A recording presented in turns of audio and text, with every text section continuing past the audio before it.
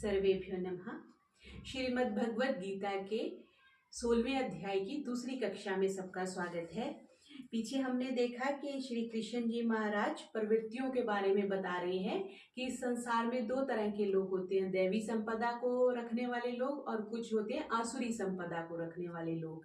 तो इससे हमें ये भी पता चलता है कि हमारे पास अगर ऑफिस में, पड़ोस में, हमारे मित्रों में अगर कुछ लोग अच्छे भी नहीं है तो हमें परेशान नहीं होना चाहिए, क्योंकि ये विधि का विधान है। आसुरी संपदा वाले और दैवी संपदा वाले दोनों प्रकार के लोग जो है वो समाज में एग्जिस्ट करते हैं।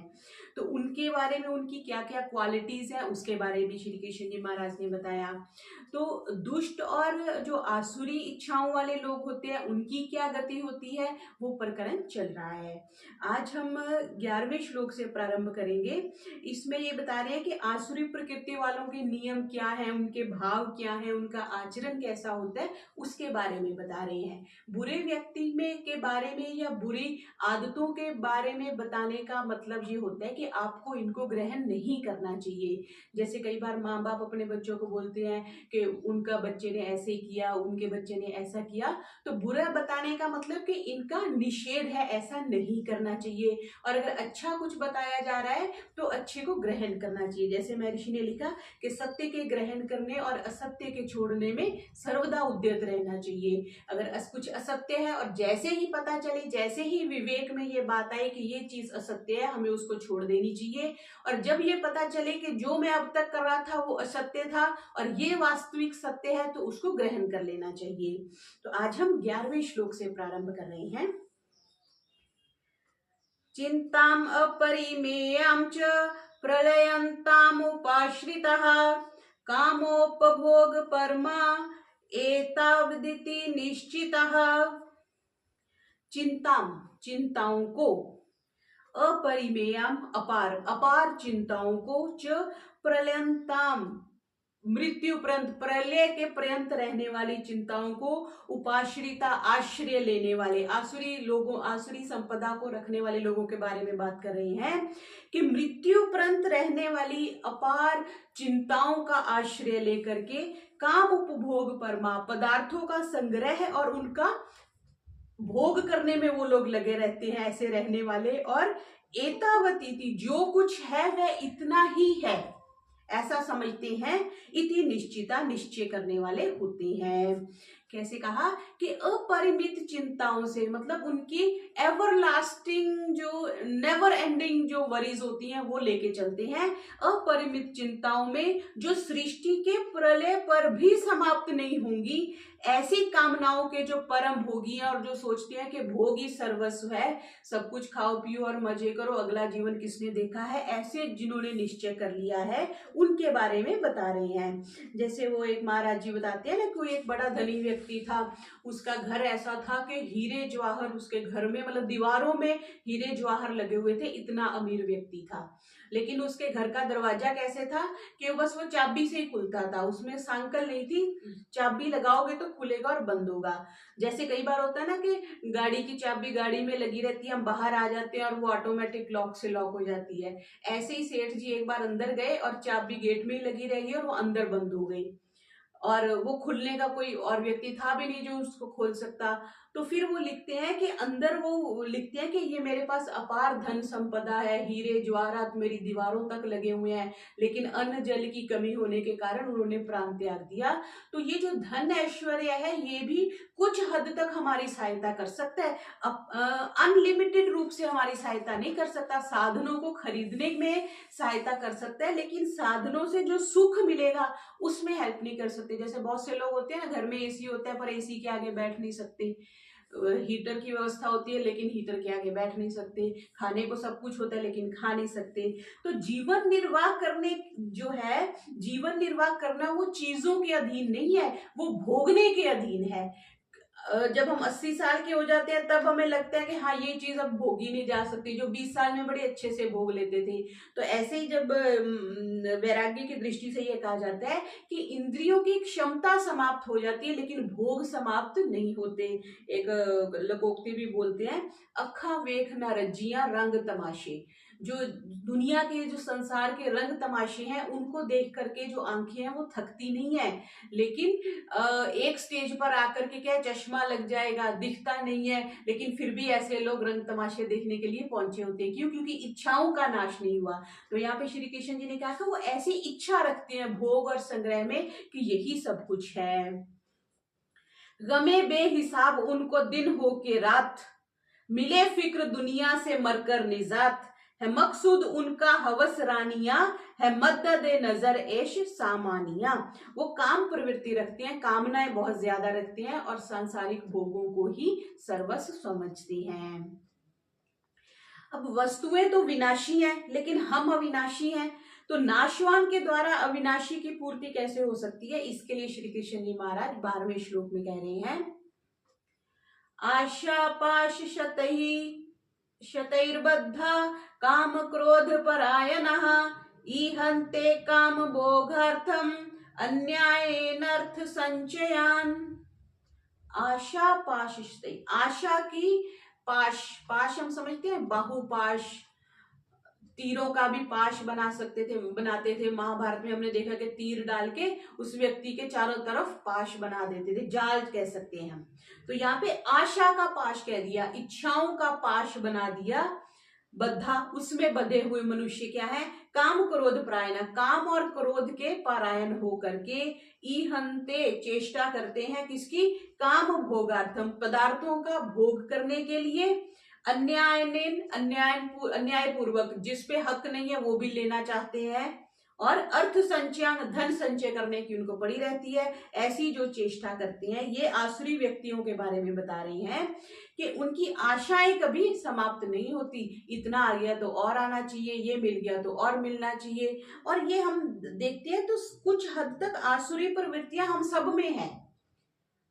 हमने 2 गुलाब जामुन खा लिए भंडारे में जाके, फिर हमें लगता है कि फिर से एक भंडारे वाला, वो जो गुलाब जामुन बांटने वाला इधर से आ जाए तो एक और मिल जाए। वो अलग बात है कि वो आता नहीं है, या उसको पता होता है कि इस लाइन में ऑलरेडी 2 बट चुके, उस लाइन में आता नहीं है, लेकिन अंदर इच्छा होती है कि आ जाए तो मैं एक और ले लूं, है ना। ऐसे ही कुछ जो चीज हमें अच्छी लगती है, हमें लगता है कि वो दोबारा मिल जाए, और मिल जाए तो रहे हमारे पास। ये जो इच्छाएं होती है ये पड़ी रहती है। साधना यही है कि इन इच्छाओं को समाप्त किया जाए। और दूसरा कोई व्यक्ति नहीं जानता, दूसरे व्यक्ति के लिए बड़े साधु हैं, बड़े सन्यासी हैं, आप विरक्त हैं, लेकिन हम देखते हैं कि विरक्त लोग भी क्या क्या कार्य कर जाते हैं जीवन में। क्यों? क्योंकि इच्छाएं अंदर दबी हुई हैं, और दूसरे लोग तो साधु समझ रहे हैं, लेकिन अंदर क्या क्या घटनाएं हो रही है, मन में कितनी उथल पुथल हो रही है।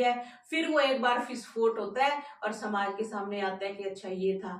तो हमें इसलिए बहुत अधिक जो ध्यान रखना चाहिए कि बाहर से भले ही हम साधु लगे ना लगे, लेकिन अंदर से हम साधु हो जाएं, अंदर से हमारी इच्छाओं की समाप्ति हो जाए। ऐसा ना हो कि सारा, फिर क्या है कि ये बहुत बड़ा एक अपराध बनता है।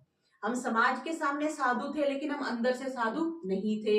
हमने समाज का पैसा भी लिया, समाज से आदर मान भी लिया, वस्तुएं भी ली, सब कुछ लिया, लेकिन उनका उपयोग कहाँ पे हुआ? सांसारिक वस्तुओं को प्राप्त करने के लिए हुई। तो भले ही हम जितना मर्जी अपने आप को जस्टिफाई कर दें, हम बड़ी दलीलें देते रहें, लेकिन ये एक तरह से गलत जाता है। तो श्री कृष्ण जी यहाँ पे क्या कह रहे हैं कि इच्छाओं को तुम नाश कर दो, आशाओं के पाश में मत रहो कि ऐसा होगा तो ये होगा, ऐसा होगा तो ये होगा।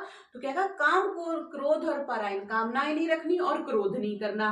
और क्या? ईहन्ते काम भोगार्थम, अपने इच्छाओं को और भोगों को पूरा करने के लिए जो अन्याय पूर्वक दूसरों का हक ले लेते हैं या बताते कुछ है। बहुत सी हम ऐसी घटनाएं देखते हैं कि गौशाला बनाने के लिए किसी व्यक्ति ने धन इकट्ठा किया, और ये शायद रिसेंटली हमारे शहर में किसी ने ऐसा कुछ किया कि गौशाला या कुछ ऐसा बनाने के लिए धन इकट्ठा किया और फिर अपना घर बना लिया उस पैसे से। तो ऐसा हमें लगता है कि अन्याय से इकट्ठा किया ना, लोगों ने तो गौशाला या मंदिर के लिए दान दिया, लेकिन उस व्यक्ति ने अपने व्यक्तिगत प्रयोग के लिए यूज कर लिया। तो ये यहाँ पर ये कह रहे हैं कि जो ऐसा व्यक्ति है वो आशाओं की सैकड़ों फांसियों से बंधा हुआ मनुष्य होता है। ऐसा व्यक्ति आसुरी संपदा को कैरी करते हैं। उम्मीदों के फंदों में हटके हुए, गजब और शाहवत में लटके हुए, शाहवत कह देते हैं काम वासनाओं को, बदी से वो दौलत कमाते रहें, जो ऐशो तरब में गंवाते रहें। ऐशो तरब हो गई भोग विलास, भोग विलास में वो अपनी सारी ऊर्जा को समाप्त कर देते हैं। फिर आगे 13वें में क्या कह रहे हैं कि जो काम, क्रोध और लोभ अभिमान, ये जो 3 पीछे भी आए थे, काम, क्रोध और अभिमान, इनसे लेकर के कैसे वो अपने मनोरथ को पूरा करते हैं उसके बारे में 13वें श्लोक में कह रहे हैं। इदमद्य मया लब्धम इमं प्राप्स्ये मनोरथम इदम अस्तीदमपि मे भविष्यति पुनर्धनम। धन के प्रति ही ऐसा व्यक्ति लगा रहता है, पुनर्धनम, बार बार मेरे को धन मिलेगा। इदम अद्य मया लब्धम, आज तो मुझे ये मिल गया है, मैंने इतनी वस्तुएं प्राप्त कर ली हैं, फिर क्या हो जाएगा, और भी प्राप्त कर लूंगा, मनोरथ मेरे जो भी है इच्छाएं उनके लिए मैं और भी प्राप्त कर लूंगा। इदम अस्ति, इतना धन तो हमारे पास है ही, और क्या करते हैं, भविष्यति पुनर्धनम, और भविष्य में मैं और धन को प्राप्त कर लूंगा। धन की इतनी इच्छाएं, ये देखो कब की श्रीमद् भगवत गीता लिखी हुई है, महाभारत के टाइम की, तो तब भी ऐसी प्रवृत्ति वाले लोग होते होंगे, लेकिन हम ऐसा समझ सकते हैं कि तब कम लोग ऐसे होते होंगे। आजकल ज्यादा, आजकल तो हर कोई व्यक्ति धन के पीछे है, और इसके पीछे कुछ गलत भी नहीं है। धन हमारा जीवन चलाने के लिए एक मुख्य साधन भी है।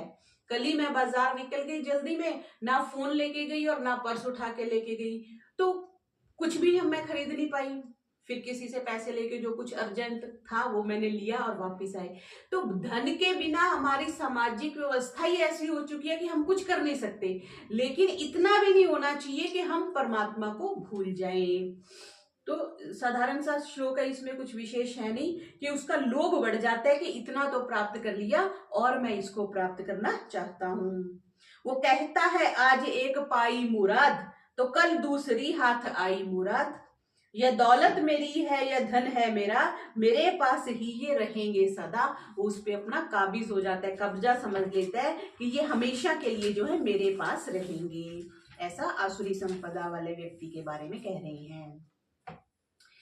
अब आगे जो पीछे कहा ना, काम, उपभोग, परमा, उसकी व्याख्या 14वें श्लोक में कर रही हैं।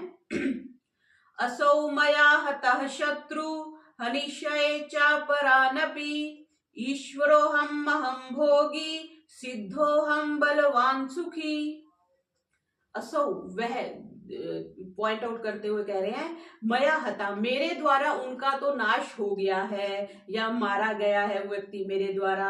शत्रु हनिष्ये, मेरे द्वारा क्या है, शत्रु हमारे द्वारा मारा गया है, और दूसरे शत्रुओं को भी भविष्य में कह दिया कि हम मार डालेंगे।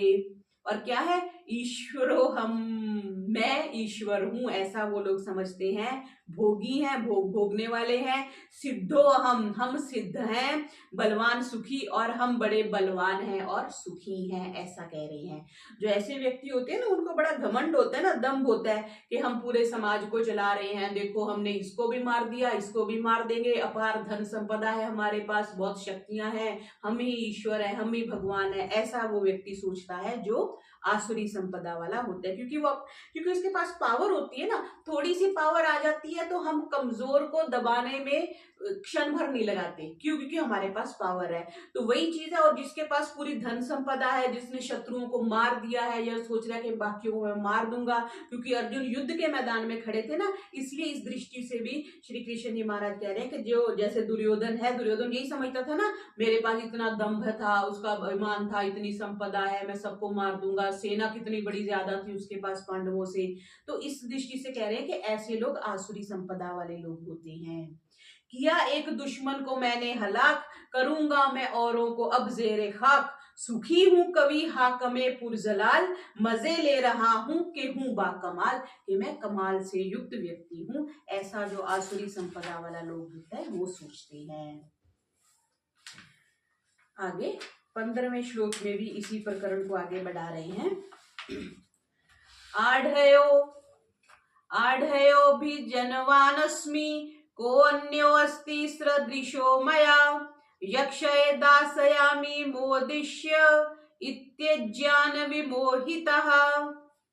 आढ़्य कहते हैं धनवान को, धनाढ़ बोलते हैं ना, ये व्यक्ति बहुत बड़ा धनाढ़ है, तो आढ़्य अगर धनाढ़, धनवान।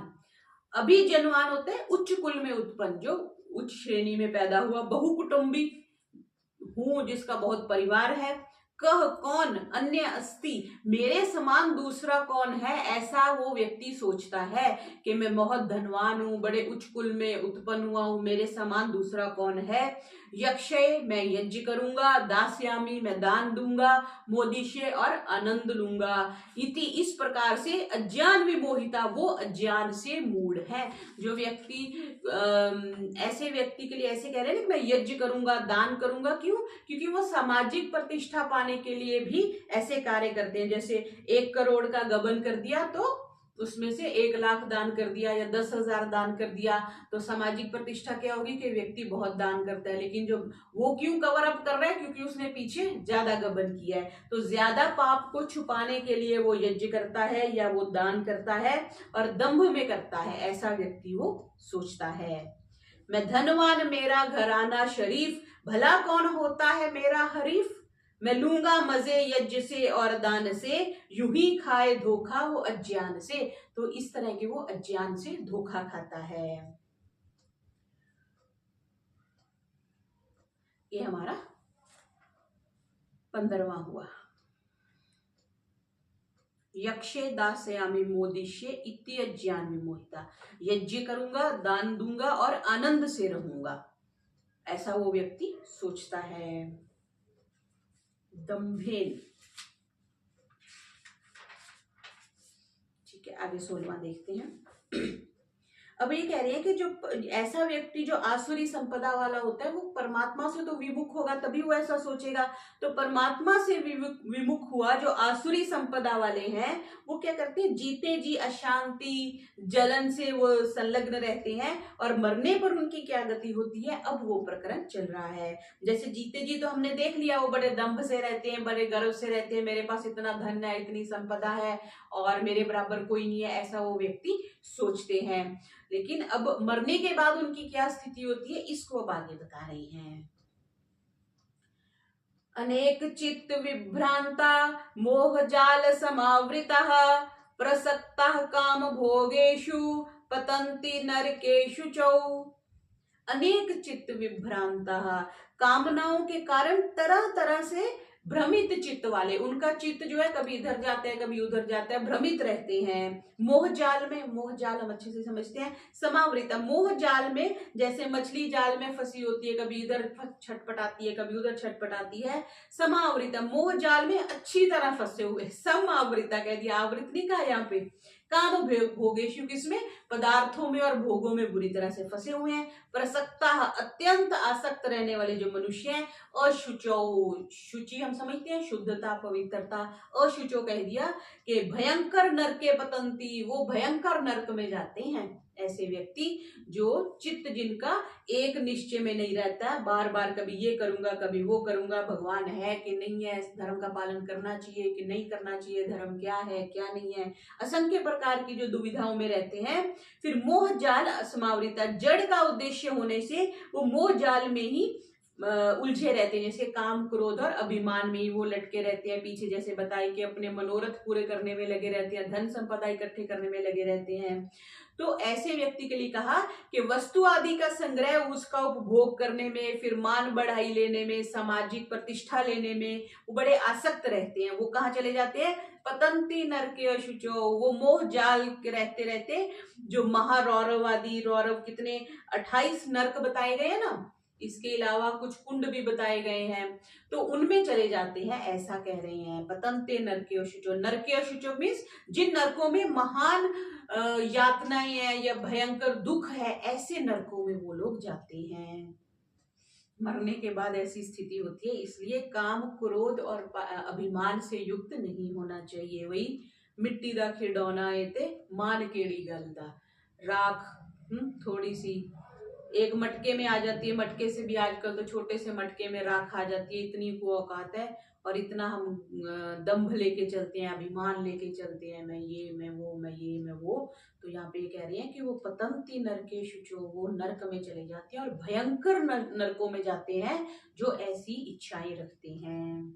16वां, ख्यालों के फंदों में जकड़े हुए, तौहम के जालों में पकड़े हुए, तैश से जी को लगाते हैं वो, तो नापाक दोजख में जाते हैं वो। कुंभी नरक जिसको कहते हैं ना, उसमें जाते हैं, ऐसा श्री कृष्ण जी यहाँ पे कह रहे हैं।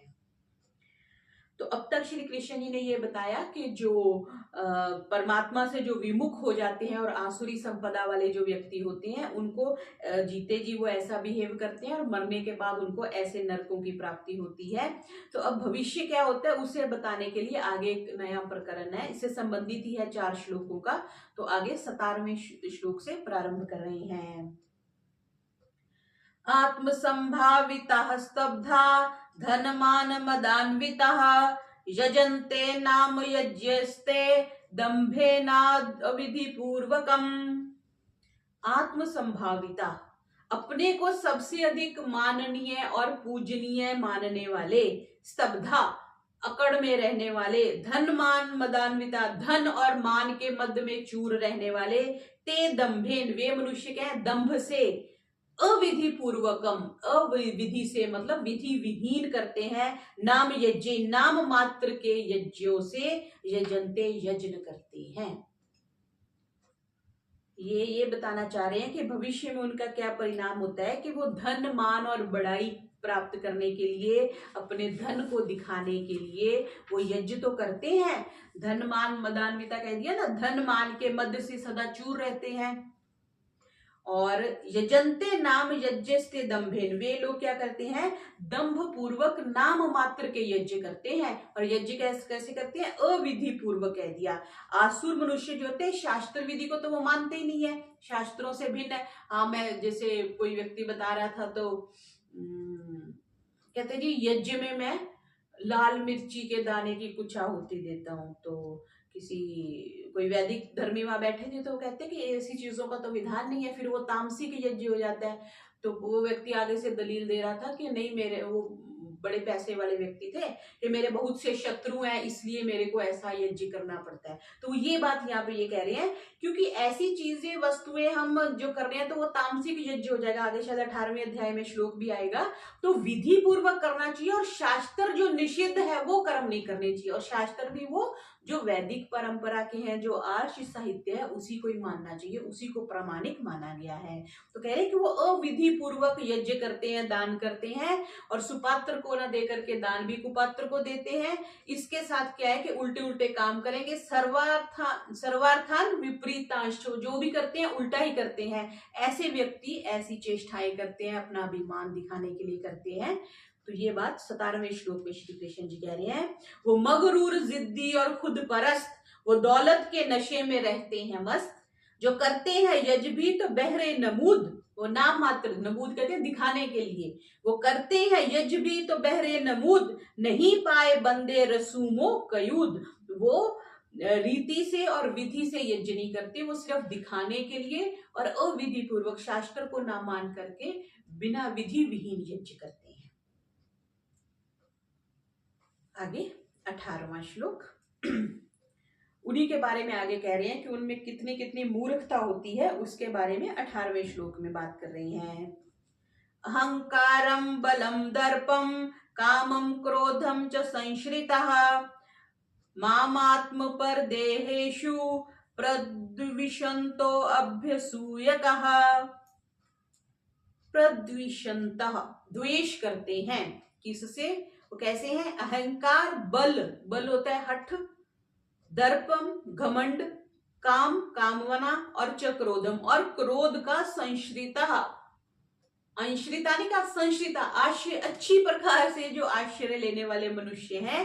आत्म पर देहेषु, अपने और दूसरों के शरीर में रहने वाले, प्रद्विषंतो अभ्यसूयका, मेरे और दूसरों के गुणों में वो दोष दृष्टि रखते हैं। ऐसा कह रहे हैं कि ऐसे जो व्यक्ति होते हैं वो अहंकार, बल, घमंड, काम, क्रोध के वश में होकर के असूया, असूर्या नाम दे लोकल नहीं, असूया आता है जहां पे निंदा के अर्थ में आता है, दूसरों की निंदा करना, चुगली करना।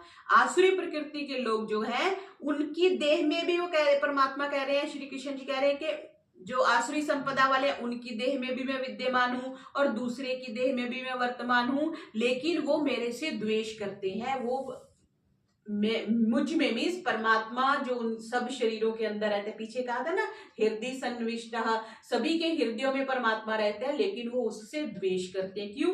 अहंकार है, बल है, दर्प है, काम है, क्रोध है। तो इसलिए कह दिया मम आत्म पर देहेशु पर द्विषंतः, जो उनके शरीरों में और दूसरे के शरीरों में परमात्मा तत्व रहता है, पर वो उनसे वैर रखते हैं। श्रुति और स्मृति दो परमात्मा की आज्ञाएं हैं, उनको वो नहीं मानते। ऐसा श्री कृष्ण जी ने 18वें श्लोक में कहा। वो गुस्ताख पुर की ना ओ पुर गरूर, खुदी मस्ती ओ तैशो ताकत में चूर, मैं खुद उनके तन में हूं या गैर के, न खैर उनसे पहुंचे सिवा वैर के। वो वैर के सिवा कुछ भी नहीं करते। आगे 19वां, तानहं द्विषतः क्रूरान् संसारेषु नराधमान्, क्षिपाम्यजस्रं शुभानाम् असुरीष्वेव योनिषु। दोबारा देखेंगे इसको। तानहं द्विषतः क्रूरान् संसारेषु नराधमान्, क्षिपाम्य अजस्रम अशुभानाम सुरेशवेव योनिषु। तान उनका, अहम अहम होता है मैं, द्विषतः द्वेष करने वाले, क्रूरान, क्रूर हम समझते हैं अर्जुन, सॉरी जो दुर्योधन थे, रावण थे, क्रूर जो थे, क्रूर स्वभाव वाले, संसारेशु नराधमान, संसार में जो महान नीच है, अध हम समझते हैं नीचे, अधमान वाले जो नर हैं, ऐसे मनुष्य जो हैं वो नीच हैं।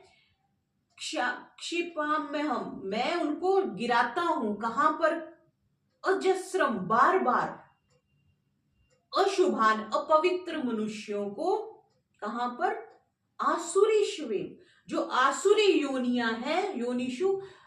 श्री कृष्ण जी क्या कह रहे हैं? ऐसे व्यक्ति जो द्वेष करते हैं और क्रूर हैं, उनको बार बार, अपवित्र मनुष्यों को मैं बार बार आसुरी योनियों में, क्षिपामी, उनको बार बार वहां गिराता हूं।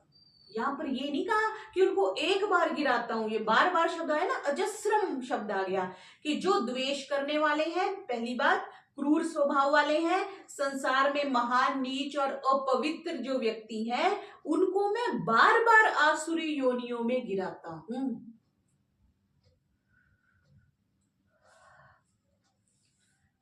तो हमें क्या इससे, इस श्लोक से बता रहे हैं कि हमें द्वेष नहीं करना चाहिए। और सबसे ज्यादा हम द्वेष ही करते हैं। हम गाड़ी चला रहे हैं, कोई हमसे आगे निकल गया, उसने हॉर्न नहीं दिया या लेफ्ट साइड से निकल गया, हमने द्वेष कर लिया उससे। इसको पता नहीं चलता है बाप ने गाड़ी ले दी हुई है। भयानक हम गाली, जितनी गालियां हम ट्रैफिक के दौरान हम निकालते हैं ना, शायद हम कभी भी नहीं निकालते। गालियां मीन्स बुरा शब्द हम बोलते हैं। तो द्वेष करने वालों को श्री कृष्ण जी कह रहे हैं, परमात्मा क्षमा करे, द्विषतः, द्वेष करने वालों को, क्रूरों को, और जो नीच अपवित्र मनुष्य हैं उनको बार बार मैं, क्योंकि जैसा एक बार किसी महाराज जी बता रहे थे कि कई लोगों के इतने बुरे पाप होते हैं कि वो एक जन्म में, एक मनुष्य शरीर में तो उनका पाप का फल हो ही नहीं सकता, इसलिए उनको कई बार बुरे बुरे जन्मों में, नरकों में जाना पड़ता है। तब जा करके, जैसे कपड़ा ज्यादा गंदा हो जाता है ना, तो उसको बार बार वॉश करना पड़ता है, और फिर कुछ नॉर्मल सर्फ से वॉश नहीं होता तो हम आला लेके आते हैं, या नील लेके आते हैं, या वो कलर कटिंग कुछ लेके आते हैं कि ये साफ हो जाए। तो बस वही चीज है, जितना हम अपने ये आत्मरूपी कपड़े को जितना गंदा करेंगे, उतना साफ तो हमें ही करना पड़ेगा, और कोई चारा नहीं है। अवश्य में भोक्तव्यम कृता कर्म शुभाशुभम, जो भी अशुभ कर्म हम कर देंगे, भोगने तो हमें ही कर पड़ेंगे। और भोग, जो कर्म होता है ना, अशुभ कर्म, बहुत आनंददायक होता है। किसी को गाली दे दो, किसी की चुगली कर लो, किसी को थोड़ा सा दुख पहुंचा दो, 1 सेकंड के लिए, 2 सेकंड के लिए, जिनकी आत्मा क्रूषित है ना, उनको बड़ा आनंद आएगा। लेकिन जब वो स्वयं पे भोगना पड़ता है, क्योंकि वो ब्याज सहित फिर हमें रिसीव होता है। आज हमने किसी को 100 रुपया उधारा दिया, तो हम अपेक्षा होती है ना, जो ब्याज पे देते हैं 105 वापिस आएंगे, या बैंक में भी जमा किया तो हमें होता है कि उसका इंटरेस्ट आएगा। तो जो भी बुरे कर्म है वो ब्याज सहित हमें वापस मिलते हैं। अजस्रम, जिससे वे अपने कर्मों का फल भोगकर शुद्ध और निर्मल होते रहे। इसलिए बार बार मैं उनको जो ऐसे जन्म ऐसे योनियों हैं उसमें मैं गिराता हूँ।